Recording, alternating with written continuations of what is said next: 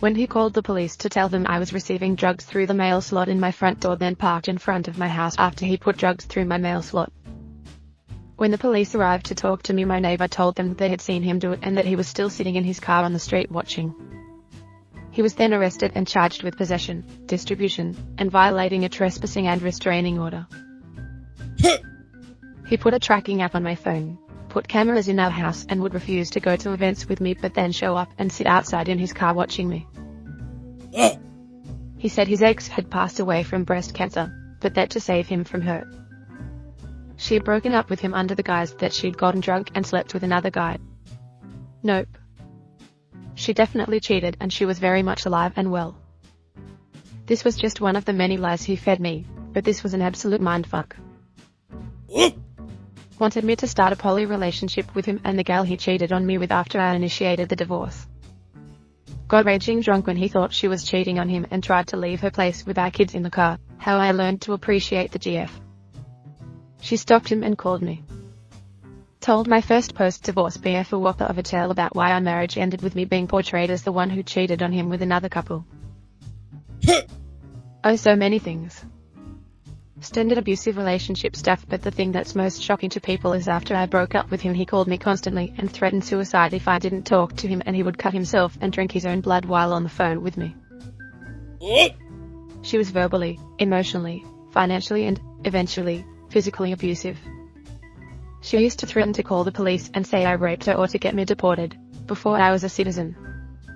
Went to counseling because she insisted the problems were all on my side, and after 2 sessions the counselor called me privately and told me to get out ASAP.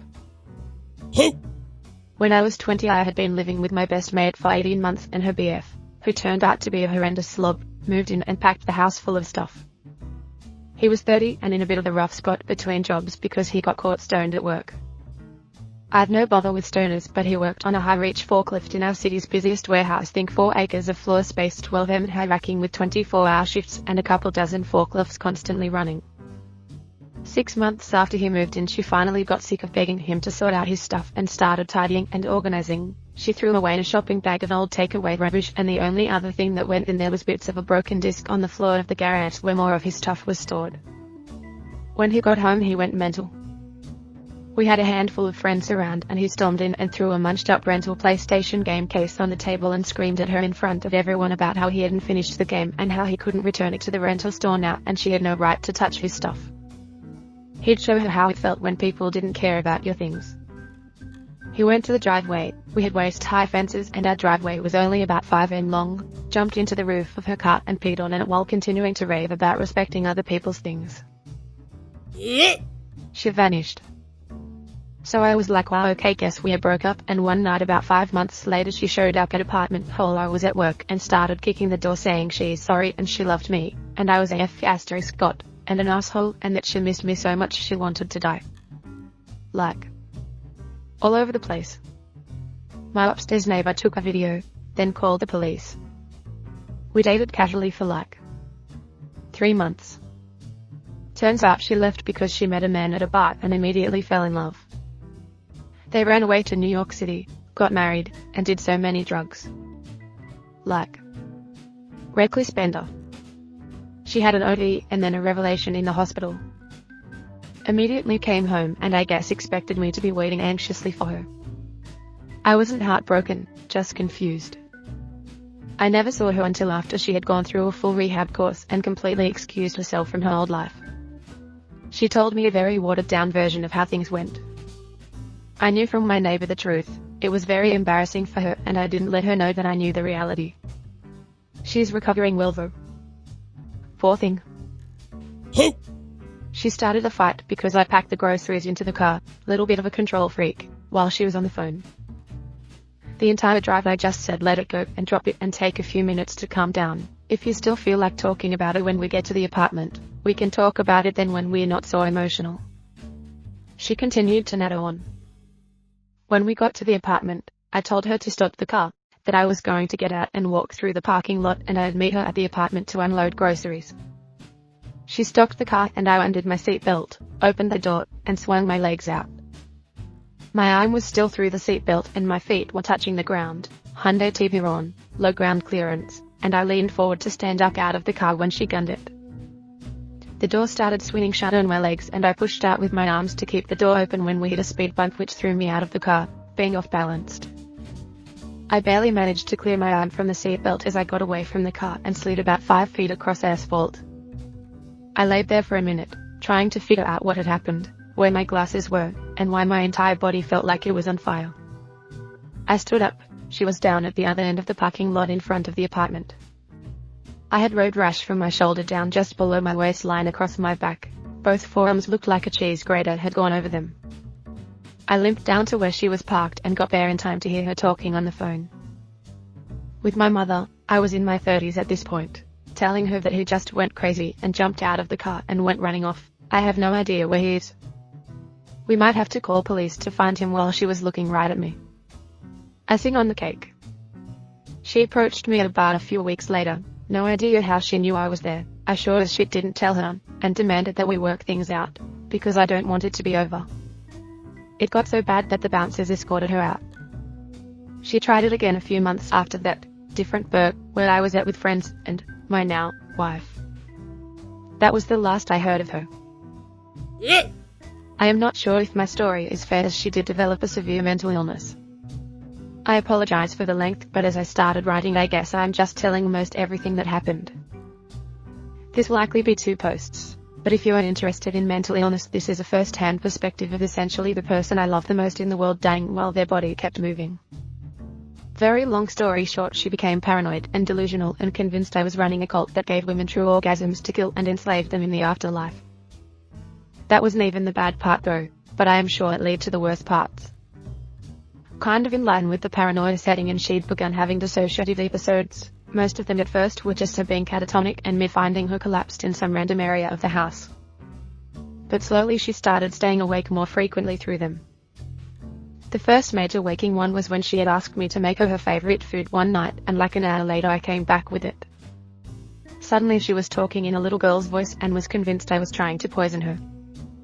She nearly choked our dog to death, as well as she hadn't realized she'd caught his collar in her hand and was pushing it into the bed she was on so hard he was having trouble breathing and whining loudly for help. The weird part was she didn't remember any of this the next day and was convinced I was lying. Fortunately, in that state she'd decided to record me to prove I was poisoning her, so we watched the video together and she didn't think she was acting that odd. Despite having no memory of it, the food not being poisoned and her weird voice, which she justified as everyone sounding different on camera. That sort of thing started happening more and more frequently, and then some violent episodes would happen. It's hard to describe. If I recall, one of the manic scenes from Sybil was the closest film depiction I have seen, but it was like all her muscles would be firing off constantly in a weird way to make her move rigidly around most joints and kind of look like a skeleton. In this she'd be enraged for some incoherent reason and shambled towards me trying to clumsily claw me or bite me. I definitely considered leaving her during this time, though I know she absolutely loved me for a long time and I'd loved her too. It seemed like a shame to leave prior to getting her some treatment. I definitely should have realized that once she started becoming paranoid there was no real hope, but it's hard to give up on someone you've madly loved for most of a decade. There were other weird things too. Like, obviously once things had started getting bad I stopped having sex with her, and beyond that I have a vasectomy. But she had a pregnancy scare she was convinced was real despite not having had sex in 6 months and me being sterile. I know the immediate thought of many would be she'd cheated on me, but she rarely left the house during that time and never without me, so that's not it. From the beginning I'd been trying to convince her psychiatrist something serious was wrong, but I was not believed. He became convinced when she wandered into our backyard naked during one episode and kept opening and closing the garbage can lid. One of the neighbors called it and she was committed, initially under the suspicion of drug use, but obviously the tests came back negative for that. In the hospital she kept tearing off her gown and the monitoring equipment, assaulting the nurses, and I barricading the door to her locked room with the gurney. Her psychiatrist wasn't sure what to diagnose her with. He said it was too early to say, though he thought it might be dissociative identity disorder, though I am wondering more if the episodes were prodromes of some form of some schizotypal disorder and her dad had that. Confronting it like an illness didn't really help though. The episodes just kept getting more frequent and more violent. I know she didn't mean to, but I was also dealing with a lot of gaslighting just due to her delusions. I remember one of the worst was her starting a giant argument about my wasteful spending for some reason. That would normally be a valid complaint. I am not the worst, but I can sometimes spend irresponsibly. Eventually she asked me to come to her counselor, and after we went over that I was the only person who worked at that point and had only spent $30 on personal purchase in the last 6 months while she'd spent about $1,000 on things she didn't use. She'd become convinced that something like a piano or drawing tablet or whatever would help with her illness, and it's not like we were poor outside of the medical bills. I kind of realized that this thing I thought may have been a real problem of mine, and that I was doubting myself over, was just a figment of her imagination. My wake-up call was when her counselor took me aside as we were leaving and told me I needed to leave her for my own safety. Though I didn't leave immediately, but 3 weeks later. I had a huge project to deliver and had 2 of my team seriously sick or otherwise with a family emergency, so I pretty much didn't sleep the first 2 of those weeks. I logged about 20 hours a day. After the first week of that, she decided to go visit her mom, which I didn't think was a good idea as her mom was crazier than her dad, though not diagnosed with anything, and usually destabilized her. But I was so busy I couldn't really spare the time to debate it. She took our dog with her. The day I finished up and shipped the project I was working on, she texted me that she was coming back and would be in at 6 p.m. Her mum driving meant this would be anywhere between 11 p.m. and the next day. I tried staying up to grade her, but obviously had been pushing my body and mind way past what I could do, not even mentioning the stress from the episodes that actually caused me to develop a severe stutter. I waited until 11 p.m. and then got the update that they wouldn't be in until 4 a.m. I knew I couldn't last that long, so I decided to set an alarm and take a nap. Well, I slept through that alarm and woke up at 6 a.m. to the sound of a scuffle and growling in the living room. I was groggy enough I couldn't tell if it was play or serious, so I was kind of slow to get up. But a few minutes of it continuing, I did get up, and when I went out there I saw a lot of things missing or moved around. The growling was from her continually trying to grab his leash and pull him outside, but he is a strong dog, so he's just growl and break free of her. I'd never seen him act like this before. Even when she was strangling him, he just whined and didn't fight it. Even when she was in a violent episode, he'd just hide behind me and whimper. I was still really groggy and confused, so I snapped my fingers to get him to stop and come to me. He hid behind me for whatever reason while I asked what was going on and if we were robbed. As I am sure everyone here who didn't just wake up has realized that her mom had convinced her I was possessed by demons and was helping her move out while I slept. I told her mom to get the fuck off my property and told my ex that she could take whatever she wanted except our dog. This turned into a whole hours-long thing with a whole test of who the dog wanted to go with, more me, an emergency call to her counselor, and she and her mom ending up driving off. I was really hungry and kind of in shock, so I made my favorite breakfast casserole while trying to cheer up the pup. So just as I pulled the casserole out of the oven, I hear her coming back into the house. Apparently her counselor had called her and strongly recommended she not go live with her mother. So suddenly she desperately needed to talk this out right then. She essentially said she didn't love me anymore, but her counselor didn't think it was a good idea for her to go with her mom, and she didn't want to go to her dad, so if I was okay with her just being there, she'd be okay with that. I know it's dumb, but I was still under the delusion this could get better, so I agreed as long as she took the meds, which I'd found out she'd gone off it. Like I said before, we only had 1 week left. About a week from that day, a local guy who sometimes mowed our lawn came by, and she went out and answered without wearing any pants or underwear. I came out and politely asked her to come inside while he made an excuse that he needed to go to another house. She became enraged by this, as obviously I was controlling her. I tried to explain that there's kids playing next door and I didn't want the cops called again, but she wasn't having it. I eventually just asked her to sit in the bedroom so I could feel safe. She agreed to that. I closed the door and went to sit down and breathe. Maybe 10 minutes later I start hearing her screaming, "Help! He's trying to kill me," over and over again. Rushed into the room and saw she was trying to jump out the window, while naked. Despite there being clothes all over the bedroom, and had fortunately got stuck as she was heading out head first, and there were some pretty thorny bushes below the window. I pulled her back in. She screamed at me for locking her inside. I calmly explained that the door doesn't have a lock and our dog can push it open when it's closed with a light tap from his nose. Then she attacked me, ended up knocking me off balance, and I got some bad bites and scratches. This had happened before. Hell, she came at me with a knife once, but that was my breaking point. I told her I didn't feel safe, called a mutual friend who had family that was severely mentally ill as well, and asked if she could help. They took her in for the night and we arranged for them to drive her to her dad's after she picked up some of her things the next day. friend drops her off for a couple hours to gather her things the next morning, and 5 minutes in she's undressed and in a catatonic state. Oh well, I take her to the bedroom, call the friend and let her know she may want someone else in the car in case she has another on the drive down. I packed all her things and left them near the door. About 20 minutes before the friend was going to get back, my ex wakes up and for some reason went to the door and started sobbing uncontrollably. I couldn't make out any specific reasons she was crying, but I tried to comfort her, help her get dressed again and double check I'd packed everything. Then the friend picked her up and we were over. Well, theoretically over. She started texting me a few days later talking about getting back together, and me being an idiot, I was entertaining the idea. My requirements were simple. She needed to actually take her medication. She'd not been taking it that last week despite our previous agreement, and she needed to work with her doctors and counselors more and just trust them. This fell apart when she went dark for a bit and came back saying that I needed to admit that all the times she attacked me, many of which were partially recorded in 911 calls, were actually me attacking her. I obviously couldn't live with this, so fortunately that pushed me to break it off finally. In this time I'd also found out that for whatever reason prior to her leaving she'd cut our landline cable in such a way it needed to be completely rerun through the house from the basement. This also helped with my decision. I wish that was the last time we interacted though. Apparently a few days after I told her we were done forever, she'd hooked up with some Navy dude and convinced him I was horribly abusive and was trying to kill her. I am not sure how coherent she made it sound, but from future interactions he didn't seem like the brightest brick in the shed. A little over a month from the separation, at 4 a.m. my dog wakes me up really insistently but really quietly. He's looking really concerned, so I take him seriously and try to figure out what he's worried about.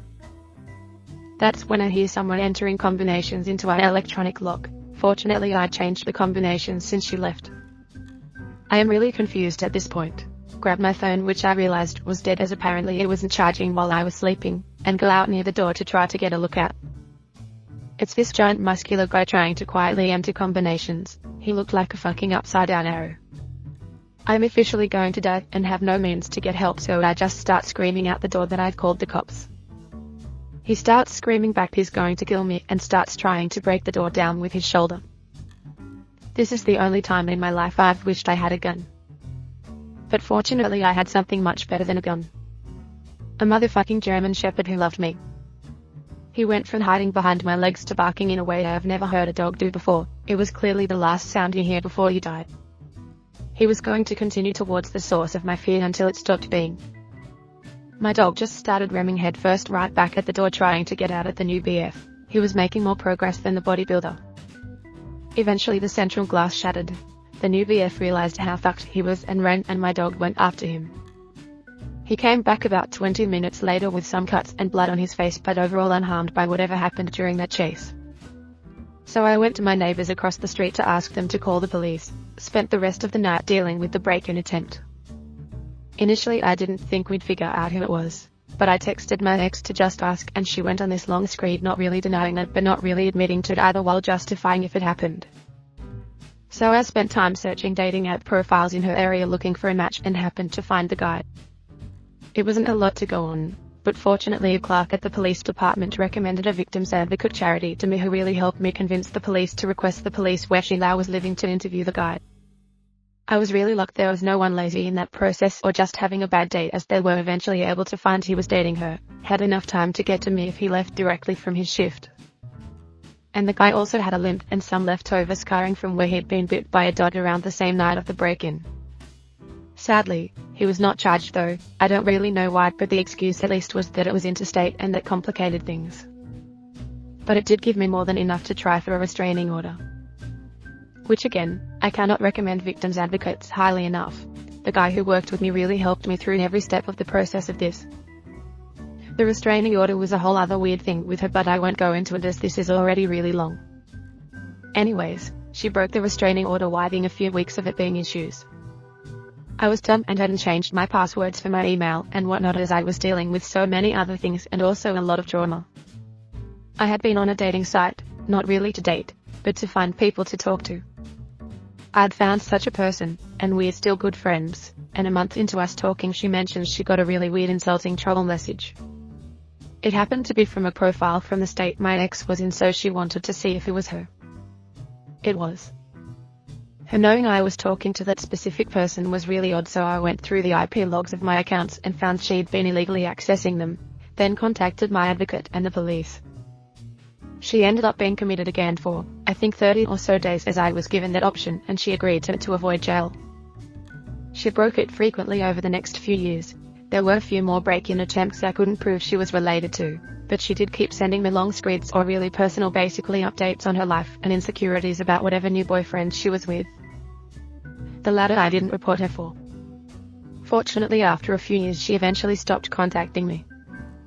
We went through a no-contest divorce. No contest, as I literally just gave her all our shared property and moved to another state, the only exception being my best bud. I've occasionally had her father call me. I think he's hopeful someday we'll get back together, but I don't think I could ever feel safe around her again. She was basically in and out of jail or inpatient for years, mostly due to things not related to the restraining order. I did get an updated from her dad last year that she finally had a stable job and seemed to be getting her life together, which is nice. She hurt me a lot, but to me I'll always love her and want the best for her, just as far away from me as is possible. I now live a really happy single life, as after some bad dating choices and one good one that didn't work out, I figured I just needed time to improve on myself. Obviously my recovering from the trauma was a long process that isn't even fully over now, but the thing that kind of surprised me was my dog's recovery process. I hadn't realized how much that chaos was affecting him. He used to hate hugging or placing a hand on his paws or face. Now he's all about the hugs, muzzle rubs and snuggling next to me with a hand placed on his shoulders. Edit. Somehow I completely forgot to mention during that whole day of being overworked and oversleeping my alarm, then dealing with my ex trying to take the dog and move out, it wasn't 6 a.m. the following day, it was 6 a.m. the day after that. I'd apparently been asleep and unresponsive for over 26 hours from when she got back. I am not sure if she thought I was dead or not, but she didn't seek help. I am not sure how it took over 26 hours for her to get her things out. It wasn't until like noon or 1 p.m. that day I finally sat down with my breakfast casserole, noticed the data on the news and thought something had to be wrong. But I'd missed an entire day. Oh!